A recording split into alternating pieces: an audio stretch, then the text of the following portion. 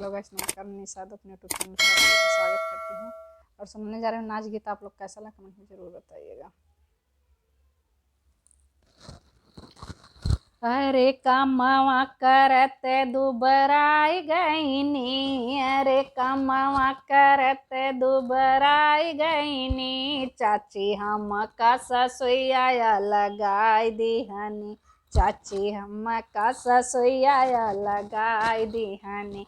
अरे कमावा करत दुबराई गईनी, अरे कमावा करत दुबराई गईनी, चाची हम का ससुइया लगाई दिहनी, चाची हम का ससुइया लगाई दिहनी। खानवा बनावे गईनी गैस ना भरऊनी, खानवा बनावे गईनी गैस ना भरऊनी, चूल्हा लकड़िया हम के देखवनी, चूल्हा लकड़िया हम के देखवनी।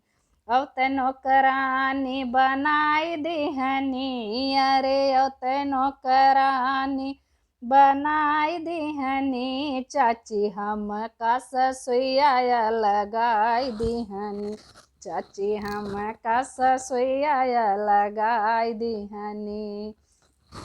अरे कमावा करत दुबराई गईनी, अरे कमावा करत दुबराई गईनी, चाची हम का ससुइया लगाई दिहनी, चाची हम का ससुइया लगाई दिहनी।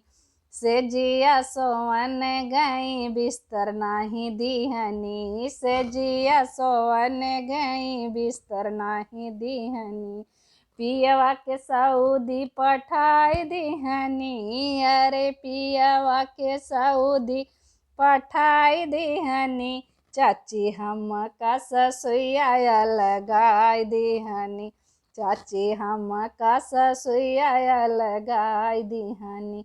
अरे कमावा करत दुबराई गईनी, अरे कमावा करत दुबराई गईनी, चाची हम का ससुइया लगाई दिहनी, चाची हम का ससुइया लगाई दिहनी। हंसी मजाक का गीत है, कोई अपने दिल पर ना लेगा ये गीत को।